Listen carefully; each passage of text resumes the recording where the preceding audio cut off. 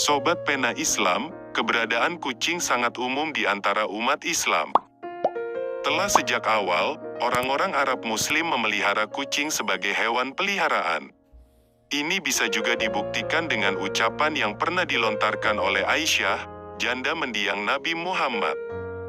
Ucapan ini terucap saat Aisyah melontarkan sebuah keluhan. Pada saat itu, ia mengeluh bahwa semua orang seakan telah meninggalkan dirinya sendirian. Bahkan, kucing-kucing pun telah meninggalkanku seorang diri, kata Aisyah. Kucing juga menjadi karib bagi berbagai kalangan Muslim.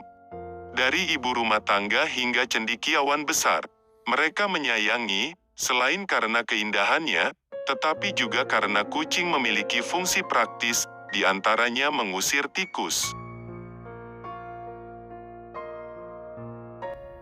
Sobat Pena Islam, banyak pula cendekiawan Muslim yang menuliskan syair yang didedikasikan untuk kucing-kucing yang mereka punyai. Ini merupakan penghargaan yang mereka berikan pada kucing mereka, sebab kucing-kucing itu telah menjaga kitab-kitab yang mereka miliki dari serangan binatang. Lebih penting lagi, kucing itu tak hanya menjadi teman atau hewan peliharaan. Namun, Muslim juga menuai hikmah dari interaksinya dengan kucing. Ini pernah terjadi pada seorang ahli tata bahasa bernama Ibnu Babsat.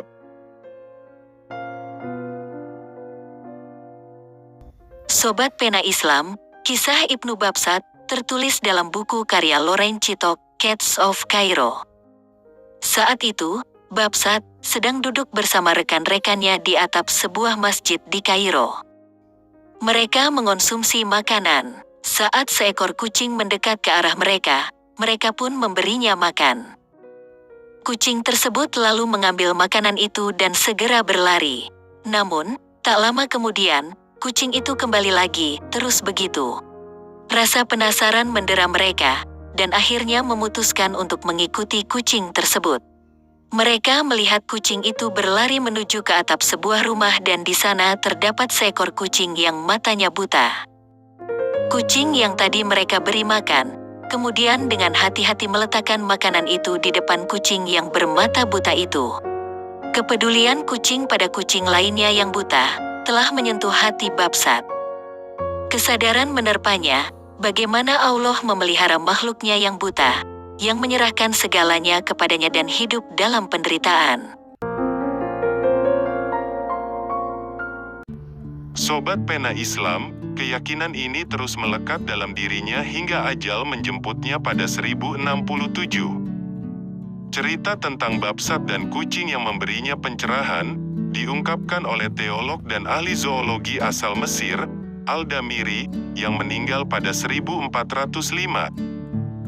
Kucing juga menjadi bagian dari ribuan kisah tentang sufi, seperti kisah tentang seekor kucing di Madrasah Syekh Ashraf, yang membantu para guru menjalankan tugasnya, dan bahkan kucing tersebut rela mengorbankan dirinya demi para murid madrasah itu. Juga, ada cerita mengenai seorang sufi dari Irak pada abad ke-10, bernama Sibli. Ia bermimpi, dosa-dosanya telah Allah ampuni, sebab Sibli telah menyelamatkan kehidupan seekor anak kucing. Semua itu berisi pesan moral yang sangat penting. Kitab Al-Hayawan, yang merupakan karya fenomenal cendekiawan Muslim bernama Al-Jahiz, pada abad ke-9, juga membahas tentang kucing, dalam bahasa secara umum mengenai binatang. Karya Al-Jahiz ini, telah memberikan inspirasi bagi banyak orang. Rasa cinta terhadap kucing juga dituangkan dalam bidang seni. Para pelukis menjadikan kucing sebagai objek lukisannya. Lukisan itu terdapat pula dalam produk garmen, koin, juga karpet.